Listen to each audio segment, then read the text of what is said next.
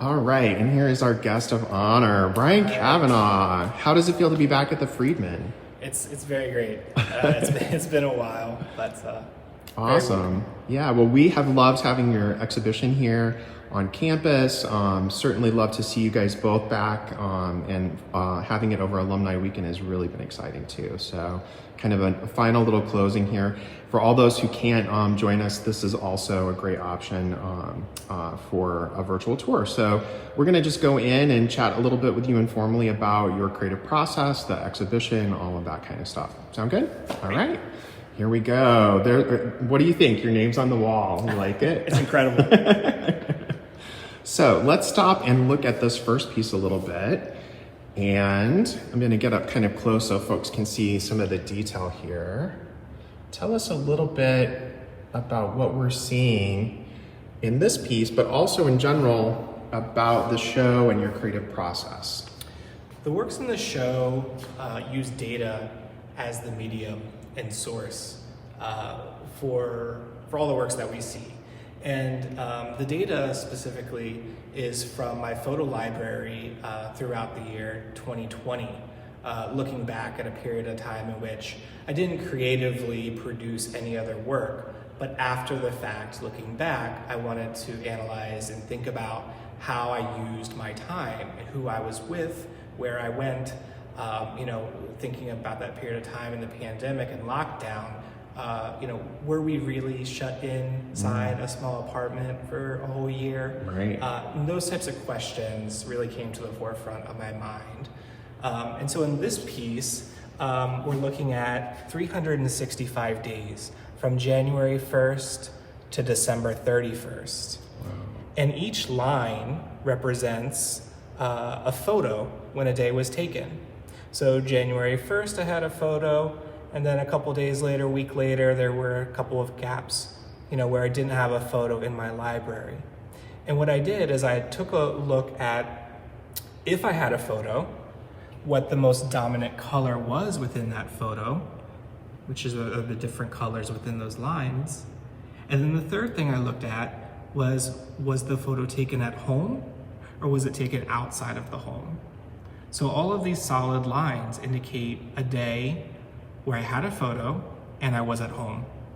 The dotted lines represent days where I had a photo, but we were outside of the home.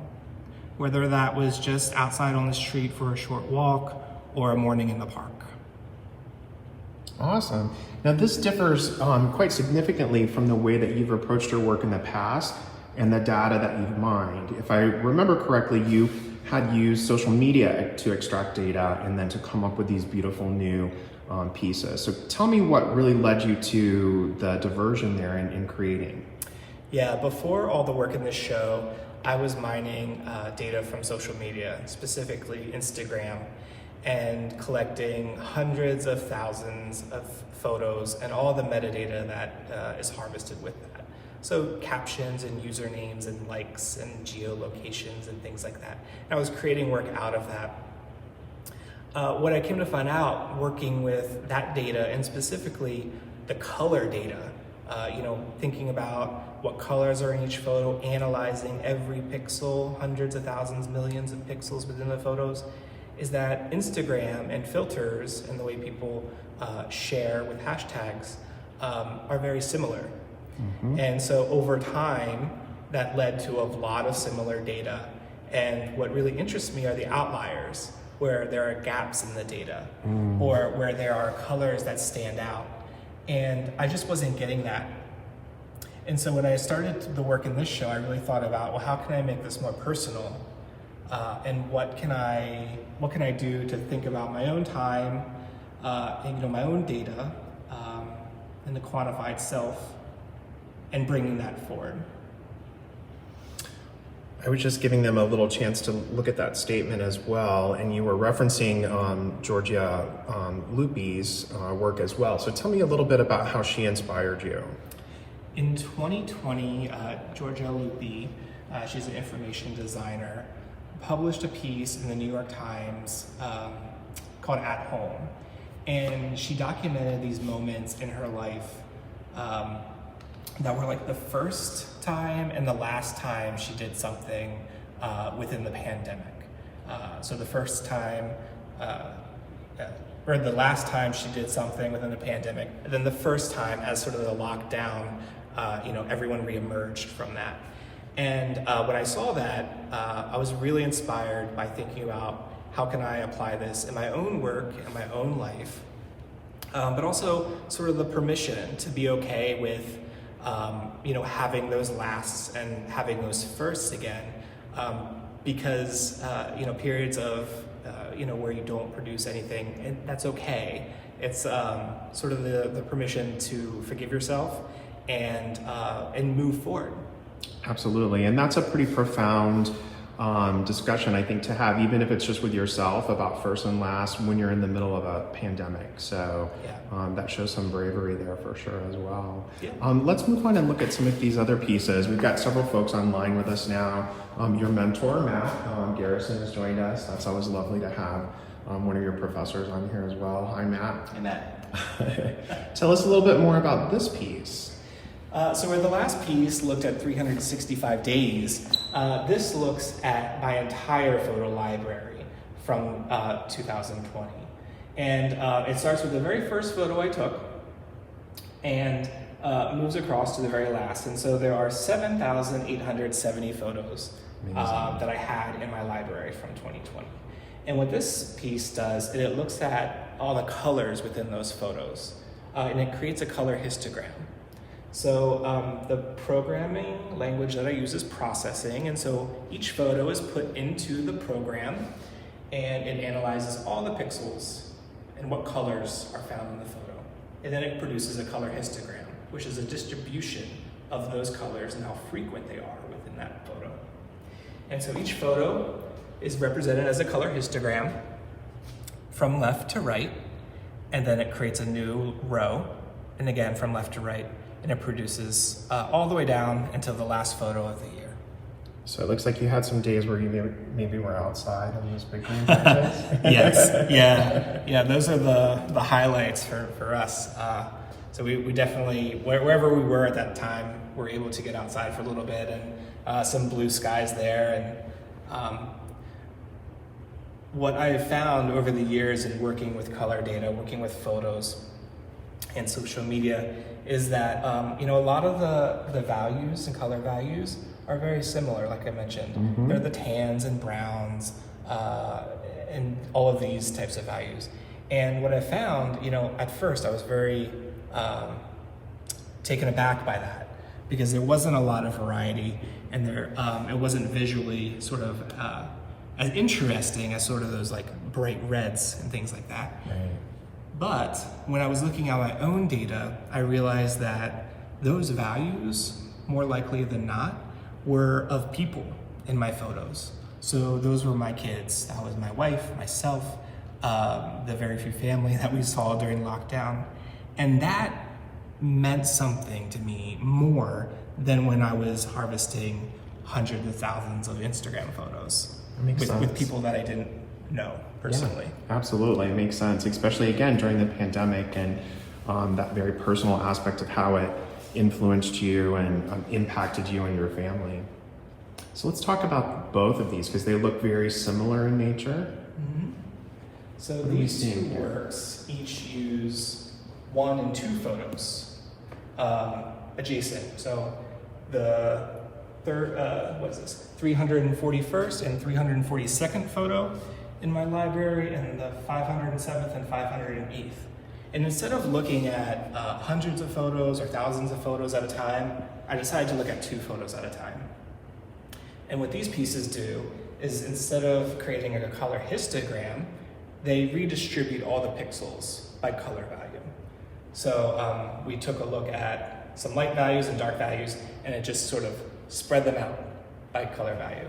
And by putting them together, I thought they were really interesting compositions, and I could use coding in a different way that was more painterly, a little bit more expressive than some of the linear drawing-like pieces that you'll see in the show. And this sort of referenced sort of my background here at Albright when I was involved in the fine art department with painting. Absolutely, yeah.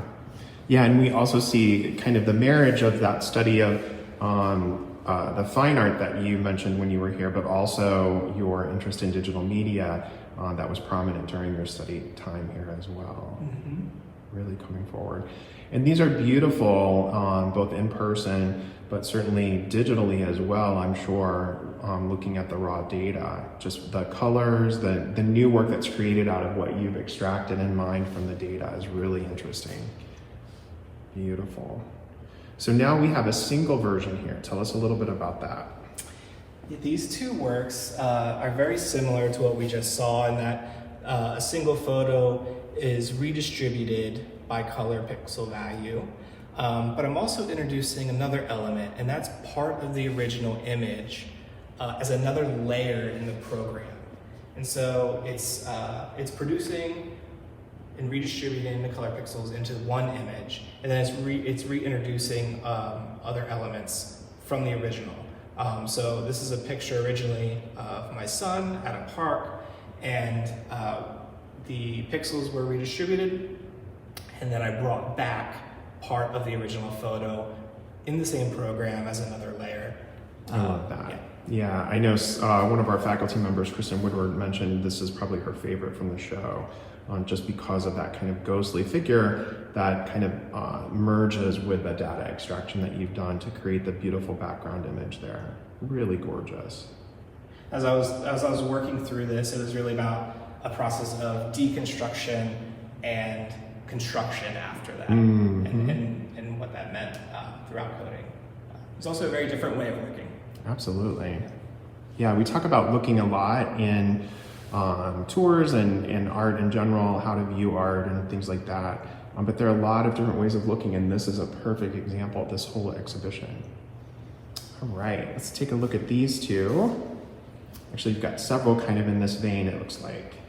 Yes. So these works, similar to the piece that had all 7,870 photos, are color histograms of periods throughout my photo library. And we're just looking at fewer of them, roughly 20, 25 of them at a time. And it's about looking at time in different ways. So in these two pieces, we're looking at sequential photos within my library. Records 513 plus and records 585 plus. And as I was producing these and tweaking the algorithms within the code to get more data in the color histogram or less data in the color histogram, I found a point in which I was really happy with the color values that were being produced or represented, and the amount.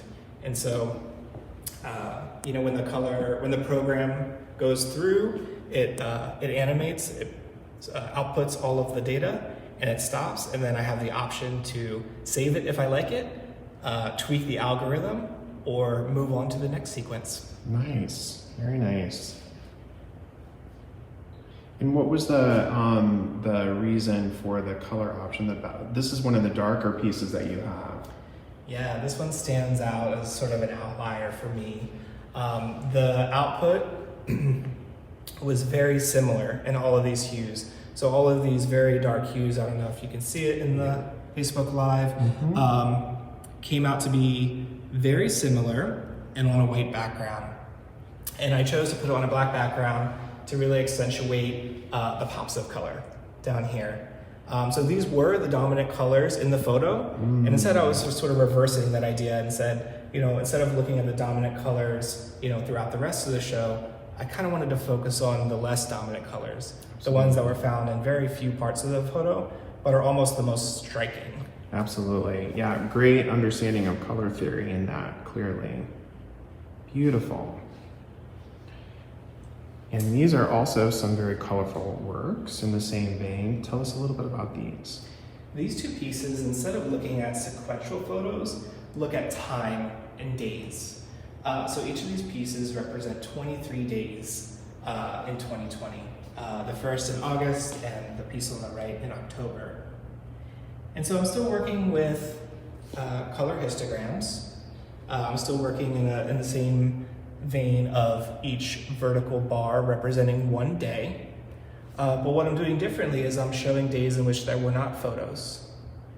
And I'm also changing the way data is represented. So we have a lot more data in these, a lot more colors represented in the histogram than we do in those pieces that we just looked at. And what that does is it presents a lot more color groupings and a lot more colors. So it's almost more representative of everything within the original photo. Very interesting. I'm gonna get a wide shot here of kind of all of these works, so you can see all of those together. All right, now we're gonna move on to some very different kinds of works, very pronounced. So still thinking about how I spent my time in 2020, but not pulling from data from my photo library, but instead how I used my time on my computer. And so these two pieces were created with a program that tracks your cursor on your computer. Every time you move your cursor, it draws a line, and every time you let go of your mouse and there's an idle time, period of inactivity, it creates a circle or a dot. And those larger circles and dots represent longer periods of inactivity.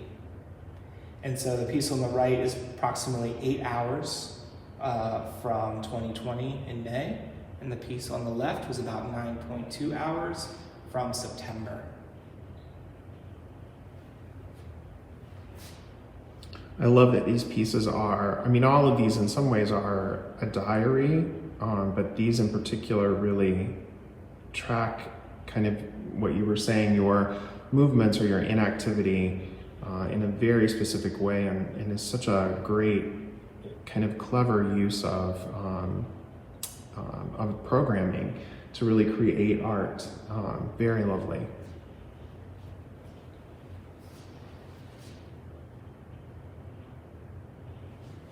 I say all this as an untrained person, so these are my casual observations from the Peanut Gallery. All right, tell us about this really interesting work. This was a really fun piece.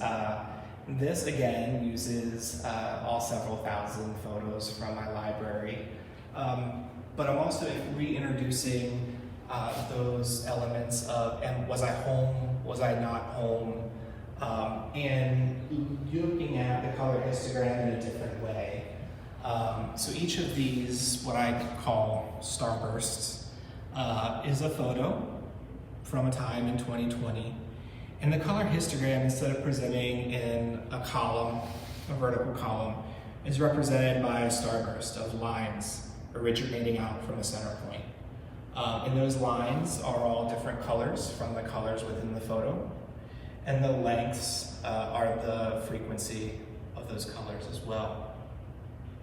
And just as we saw in that very first piece, there are solid color starbursts, there are dotted starbursts, and thinking again about home and not home. And as I was working through studies for this piece, I decided to incorporate a couple more elements of who was in the photo, like what was the subject. So was it, a still life of something just on my table, or an Instagram picture of a dinner I cooked or something like that. I decided to introduce the subjects of the photo, and so the different sizes of those starbursts represent different subjects: selfies, portraits, still lifes, landscapes. So one question I have about this piece that I've been dying to ask is the placement of the starbursts themselves random, or is that, like everything else you've done, very particular? Random. Interesting. Random. I like that question.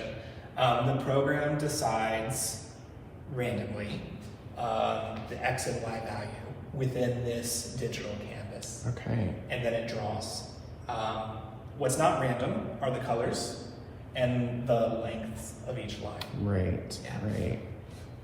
Yeah, I love how this has created some negative space, some white space for the eye to rest, but then also kind of the overlay of pictures over pictures creates an interesting dynamic as well, and shows the dimensionality of life, really, right? Even though one picture in one day is static, there are references to what happened the day before, maybe in the picture that comes tomorrow or what have you. Really interesting.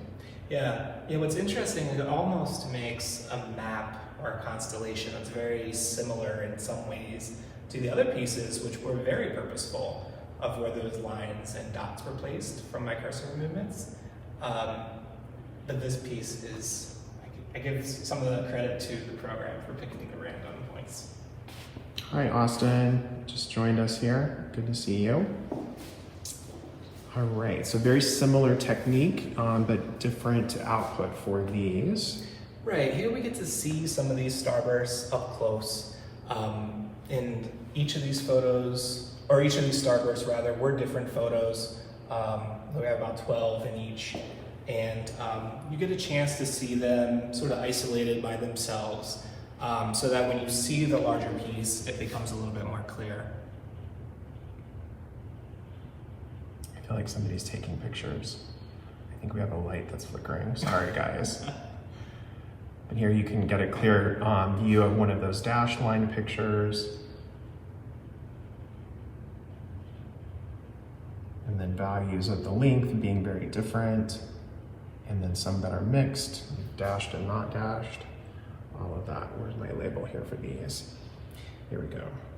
And what's great about working with data and programming is that a tweak to the code, to the algorithm, can produce very different results. You can change the weight of lines, and you can produce or represent a lot of colors within that photo, like we saw in some of the other pieces. Or you can reduce that, and so maybe a color histogram contains only about 5. And they really give you a different sense of the data of the original photo. Very cool. Hi, Kathy. Thanks for joining us. All right, let's move on here to this last wall. Beautiful. I'm going to pull back so you guys can really see all the colors. And this is yet another technique that you've explored. Yeah, these works are really fun. These are my pops of color where I sometimes don't get them in the other works. Each of these pieces are a single photo. And it's producing, it's redistributing the colors, but not always in the same ways as the other works that we've seen. And then I cut segments of those out. And so it's sort of like a snippet or a glimpse, snapshot of the colors within a single photo. And by doing that, I get the chance to represent some really cool color values and be a little bit more selective. So it's not reproducing the data as a whole, but it's taking just a sample. I'm going to give everybody a little bit of a close-up view of each one of these. And I know sometimes you've displayed these in a grid pattern. In this application, I think our preparator Rich actually laid them out in a single line. But you can imagine what they would look like too in a grid as well. I love what he did here.